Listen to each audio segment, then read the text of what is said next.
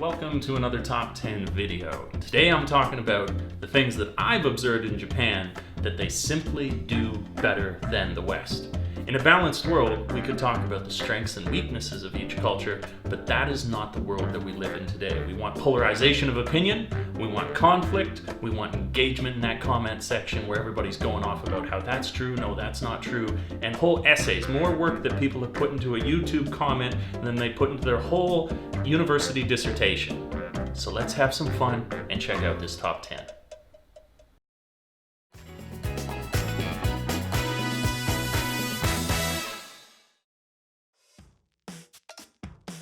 Alright, let's start with that contentious issue of sex. Let's get the pitchforks and the torches out right away in why does Japan do sex better than the West. So, in the West, if you go to a sex shop, it's usually a pretty seedy experience. They're small, they're dingy, the quality of products isn't that good, it's not a wide variety, I've heard. Not that impressive. That all changes, is turned upside down when you come here to Japan, specifically Tokyo. The shop that I'm going to mention, I'll put down in the link below, is M's Pop Life Sex Shop. It's got 7, that's right, count them, 7 debaucherous floors, each with its own theme, each with its own crazy products. It is the place to go if you want to do a little extra freaky exploration with your partner, and it is only in Japan.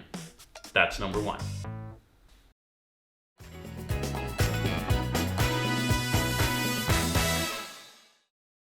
Next up is the service culture in Japan, which is unquestionably just flat out better. So there's a couple of different examples that I could give to this, but I think one of the biggest ones, one of the most important, is that there is no tipping culture associated with service in Japan, and so people are always giving 100%, and it's never as though they're going to be incentivized to give you better service because they expect something more from you.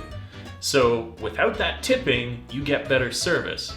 Not only that, you don't always have to leave tips, so any sort of service experience you have, you're not at the end gouged by it.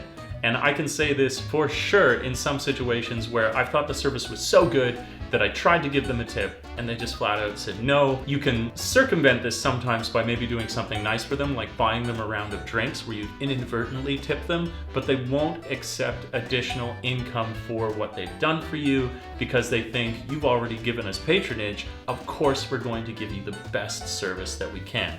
So whether it's somebody coming out of their shop to give you a bow goodbye after you've purchased something, or a gas station waving you out into traffic, you find these little nuanced behaviors that are just above and beyond what you would experience anywhere else, and it's simply amazing.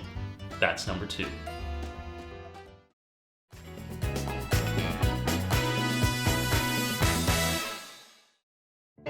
We may have in the West the awesome experience, which is a drunken hot tub party. It's pretty sweet, but it can never compare to the bathing culture in Japan as defined by the Japanese onsen. 2 experiences that you absolutely must have if you come here is the ryokan, which is a traditional Japanese hotel where you get a private onsen dedicated to your room overlooking some breathtaking view here in Japan. That's number 1. And second is an onsen theme park, which doesn't cost that much to go to. You pay a few bucks at the door, probably like 30, and then you have a variety of about 15 different pools to choose from, each with their own water minerality, which does different things for your skin and has a different temperature, and nestled away somewhere is a bar, and I recommend checking that out too, and that is why Japan does bathing better than the West. Number 3.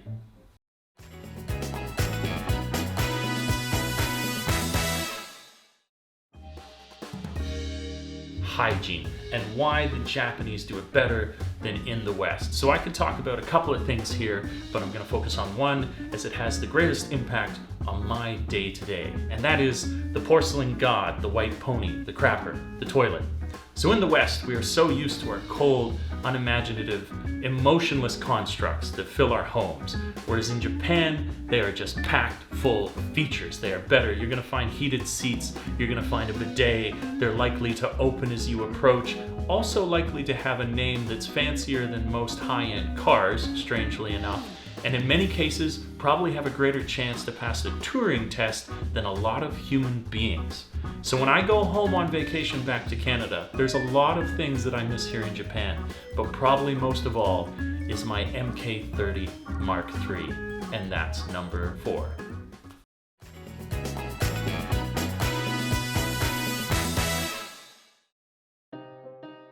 granted, this next one I was probably going to come out with a few biases. First of all, I'm a man. Second of all, I'm a man who likes chocolate, so it was inevitable that I would likely enjoy Japanese Valentine's Day more than the West. So we got this horrible habit in the West where we oppress women, saying that you have to receive all the chocolate, and I think that that's horrible. We need to empower them, and that's exactly what they do over here in Japan. Women are empowered to give me all the chocolate, and I love seeing this. All these different women giving me all these different varieties. They're given their free choice, whatever it is they want to pick out for me and give to me. It's up to them. It's really empowering, and it's very modern. And I think that it's important that the Western world can look to Japan as a leader in this role that women can have in the coming future. And that is why Japan does Valentine's Day better than the West.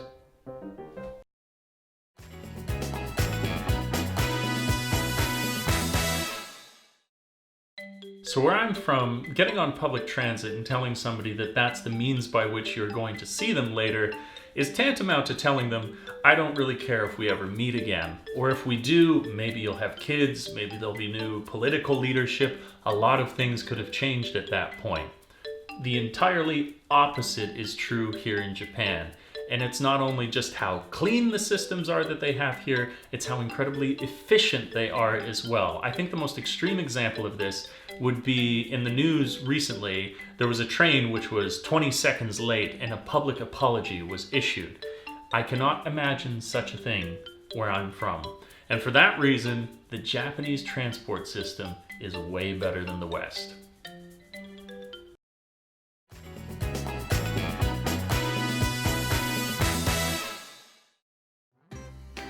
I'm kind of shocked about this next one because I had always thought that hands down the West had the East beat for drinking, and that's because of the amazing variety that we have. We've got all these microbreweries, we've got great wine country, we've got amazing spirits, we've got so many different options. But it's not actually about the variety that Japan wins for. It's a 4-syllable word, nomi hodai. And nomi hodai in Japan is all you can drink, and that definitely doesn't exist in Canada because it would probably kill us. Now, nomi hodai in Japan can be purchased usually for 2,000 to 3,000 yen, $20 or $30, and lasts for between 2 and 3 hours and can be extended for an additional $5 onwards ad infinitum. And it's amazing. You can go out with your friends, drink unlimited, it's affordable, try everything that the bar has to offer, and not worry about breaking the bank. And that is why Japan does drinking better than the West.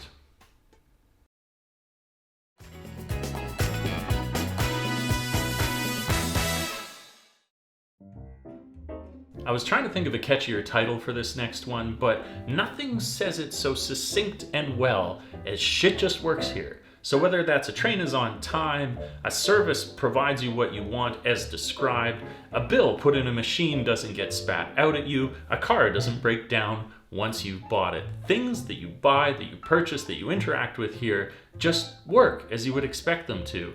And in a rational world, you'd expect that that would be the case. But where I'm from, I'd accepted a margin of error somewhere around 25%. 75% success, 25% failure. And I've learned that if you're willing to live in Japan, that's not the way that you need to live. It does have a language with 3 different alphabets. That can be a little bit difficult to master, but when shit works, it's worth it.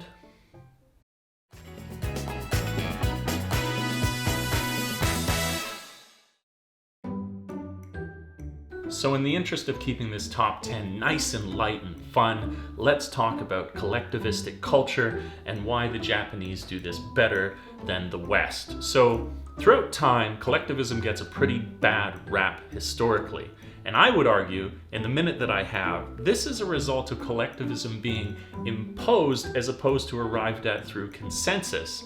Whereas if you look around in Japan, it's clear the collectivism that exists here is a willing collectivism. People genuinely participate in it, and that's what colors the culture here in this unique caring for your fellow man, group mentality, incredible long lifespans, low crime rates, and all the other nuanced behaviors that you find here in the culture. So that's why the Japanese do collectivism better than the West.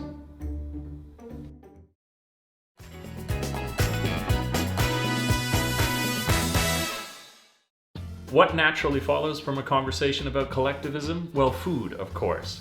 Now, I thought I had it pretty good when I used to live in Vancouver. It is famous for its multiculturalism, and as a result, all the different dining experiences that you can have there. But in all honesty, it pales in comparison to what you're going to find here in Japan. It's unbelievable. You've got ramen, you've got sushi, you've got yakiniku, you've got shabu shabu, you've got yakitori, to name a few. The list goes on. It's endless, and if you live anywhere near a major city center like Tokyo, you could make a hobby of going to a new restaurant every single day of your life until you die. That's no exaggeration. If you're a foodie, Japan is the place to be. I hope you enjoyed the video. It was a lot of fun to make. Of course, let me know in the comments down below if you agree with the statements made herein. I'd love to hear, what are your experiences when you traveled? What was something that your country could teach to another? And what did you learn when you went abroad? What was the best? What was the worst? It's all fascinating. So the next video coming up on the channel is going to be with Yummy Japan. Those guys have said on their Twitter they're back to health, and we're going to have that collab released next weekend.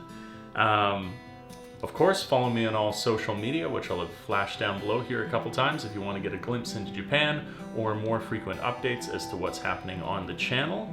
I want to say thanks, of course, to everybody who checked this video out. It helps my channel grow. I love getting that positive response from the audience.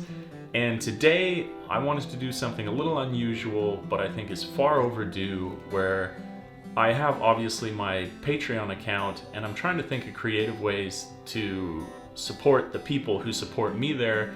And I think I've overlooked a very simple thing, which is to thank these people by name. So I posted that on the account, and I got permission from everybody, the way they wanted their names said and stuff for privacy reasons. So for you guys who, it can never be overstated how much those people helped me grow the channel, because the camera that this is on, the computer that I edit on, the mic that I have, almost every single piece of equipment has been contributed to by the people who helped me there, and they really bring to life this dream I have of becoming full-time creative. So here it is. I'm going to thank these people by name because I really, really appreciate everything you've done for the channel, and then we'll cut it off there for this week. So thank you very much to Nick W., Luke R., Phil Jones, Andrew Hall, John, MJ, Steve Ring, Christian Leafling, Eric Mai, Keith Walker, Rick, Corey, Michael, Norman, Andre, Jason, Yukata-san, Lucas, Marshall, Leon, Andrew, Eliodoro, sorry if I'm getting any of the names wrong, Jeff, Duncan, Daniel L., Grant, German, Kel, cool name, Daniel, Ozzy, Terrence, Yuzas, I'm gonna butcher that one, I'm sorry, Jacob, Daniel, Nick Stitch, Carl, and Kevin, Rob Strange, and Luke Rowland. That's better. And it's just humbling for me to even read that there. I really appreciate these people, and it's just amazing how many people have taken the time to support me in a dream for some dude who makes videos on the internet. So thanks so much to the audience, thanks so much to you guys especially, and determined as ever to keep creating better and better content. Catch you in the next video. Peace.